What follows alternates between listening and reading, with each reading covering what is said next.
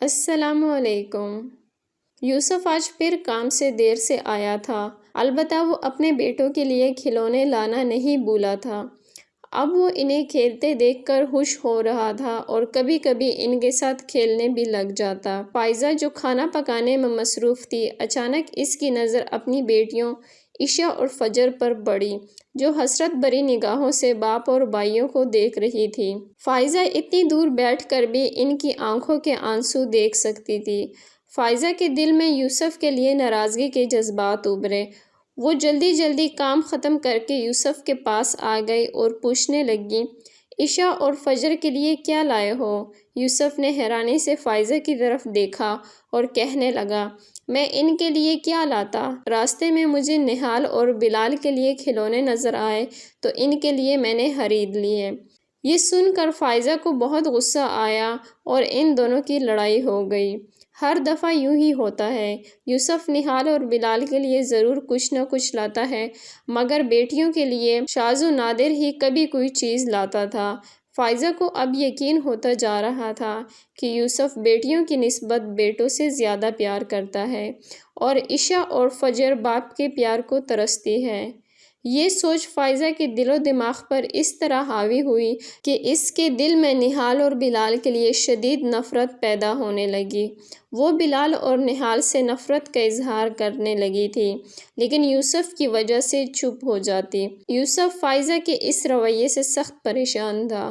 اس کو سمجھ نہ آتی فائزہ بچوں کے ساتھ کیوں ایسے پیش آتی ہے۔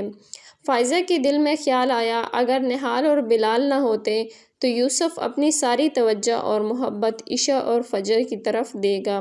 اب وہ ہر وقت یہی سوچتی رہتی اور ہر کام غائب دماغی سے سر انجام دیتی۔ فائزہ کی مسلسل غائب دماغی کی وجہ سے یوسف نے اس سے بات کی کہ ایسا کیا مسئلہ ہے جس کی وجہ سے وہ پریشان ہے۔ وہ ہر دفعہ بات ٹال دیتی۔ ایک دن یوسف کام سے گھر آیا تو اسے گھر کی فضا میں عجیب وحشت محسوس ہوئی۔ اس کی دنیا لٹ چکی تھی۔ وہ صبح صحیح سلامت نہال کو چھوڑ کر گیا تھا اور اب صحن میں وہ مردہ حالت میں پڑا تھا۔ سب سے حیران کن بات یہ ہے کہ فائزہ کی آنکھوں میں غم کے بجائے ایک وحشت تھی۔ ابھی وہ اسی صدمے میں ہی تھا کہ چند مہینوں بعد یوسف کو اپنے 4 سالہ بیٹے بلال کی اچانک موت کی خبر ملی۔ یوسف کو یقین ہی نہیں آ رہا تھا کہ اس کے دونوں بیٹے اس دنیا میں نہیں رہے۔ وہ ہر وقت اسی سوچ میں مبتلا رہتا، اس نے ایسا کیا کیا ہے جس کی اسے اتنی بڑی سزا ملی۔ اسے کبھی کبھی اپنی بیوی پر شک ہوتا، شاید بیٹوں کی موت میں اس کا کوئی ہاتھ ہے، لیکن وہ یہ سوچتا کہ کوئی ماں کبھی اپنے بچوں کو قتل نہیں کر سکتی۔ فائزہ کو ہر وقت اپنا سانس گھٹتا ہوا محسوس ہوتا۔ اسے لگتا کہ اس کے بچے اسے بلا رہے ہیں۔ وہ رات کو اٹھ کر چیخیں مارتی۔ فائزہ کو اپنے بچوں کی روح نظر آتی۔ یوسف پہلے سمجھا کہ شاید یہ ابھی تک صدمے سے ہیں۔ وہ اسے پیار سے بہت سمجھاتا، لیکن فائزہ پر کسی چیز کا کوئی اثر نہ ہوتا۔ فائزہ کی حالت دن بدن بگڑتی جا رہی تھی۔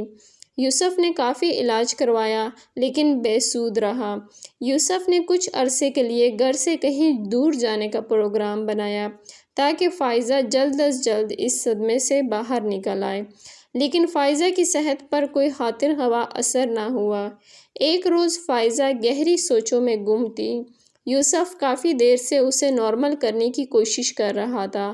اچانک وہ پوچھنے لگی، کیا تم اپنے بیٹوں سے بہت پیار کرتے تھے؟ ہاں، میں اپنے بچوں سے بہت پیار کرتا ہوں، مگر تم یہ کیوں پوچھ رہے ہو؟ اگر تمہیں پتہ چلے کہ تمہارے بچوں کو کسی نے قتل کیا ہے تو تم کیا کرو گے؟ میں 1 منٹ بھی نہیں سوچوں گا اور ویسے ہی اس کا قتل کروں گا جیسے اس نے میرے بچوں کے کیا۔ اس روز کے بعد فائزہ مزید ذہنی دباؤ کا شکار ہو گئی۔ اب وہ ہذیانی کیفیت میں اپنے بیٹوں کو یاد کرتے ہوئے ایسی باتیں کرتی جس سے یوسف کے دل میں پھر شک پیدا ہونے لگا۔ ایک دن یوسف معمول سے جلدی گھر آ گیا۔ فائزہ ایک اونچی ٹیلی پر بیٹھی ادھر ادھر دیکھ رہی تھی کہ اچانک اس کی نظر عشاء اور فجر پر پڑی، جو اپنے باپ کے ساتھ کھیلنے میں مصروف تھی۔ یہ دیکھ کر فائزہ کو خوشی محسوس ہوئی، ساتھ ہی ساتھ اسے اپنے بیٹوں کی شدید کمی بھی محسوس ہوئی۔ اسے ہر جگہ نہال اور بلال کی آوازیں اور شعلے نظر آنے لگے۔ اسے اپنا دماغ پھٹتا ہوا محسوس ہوا۔ اس کا سانس بند ہونے لگا۔ یوسف کی نظر اچانک فائزہ پر پڑی۔ اس کی بگڑتی حالت دیکھ کر یوسف اس کی طرف لپکا، لیکن فائزہ کے الفاظ نے اس کے قدم جما دیے۔ میں نے اپنے بچوں کو مار ڈالا، قتل کر دیا، میں نے اپنے بیٹوں کو۔ یوسف نے نفرت بھری نگاہ فائزہ پر ڈالی اور پوچھا، تم یہ سب کیسے کر سکتی ہو؟ تم نے اپنے ہاتھوں سے ہی اپنے بچوں کو مار دیا۔ تم کیسی ماں ہو؟ تم تو ماں کہلانے کے لائق نہیں ہو۔ کوئی ماں اس حد تک ظلم نہیں کر سکتی۔ تم نے ایسا کیوں کیا؟ یہ سب کچھ میں نے اپنی بیٹیوں کے لیے کیا۔ تم ہر وقت نہال اور بلال سے پیار کرتے تھے۔ عشاء اور فجر کی تمہیں کوئی پرواہ نہ تھی۔ یہ سن کر یوسف مزید آگ بگولا ہو گیا۔ جیسے میرے لیے نہال اور بلال تھے، ویسے ہی عشاء اور فجر تھی۔ فرق میں نے نہیں کیا، فرق تمہاری سوچ میں تھا۔ ایک نفسیاتی مریضہ بن چکی ہو۔ میں اور میری بیٹیاں اب مزید تمہارے ساتھ نہیں رہ سکتے۔ آج تم نے اپنے بیٹوں کو اپنی بیٹیوں کے لیے مار دیا، کل تم اپنی بیٹیوں کو کسی اور کے لیے مار دو گی۔ میں فجر اور عشاء کو لے کر ہمیشہ ہمیشہ کے لیے تمہاری زندگی سے دور چلا جاؤں گا، اور اب تمہاری سزا کا فیصلہ عدالت کرے گی۔ وہ فائزہ کو روتی چیختی چھوڑ کر بچیوں کے پاس چلا گیا۔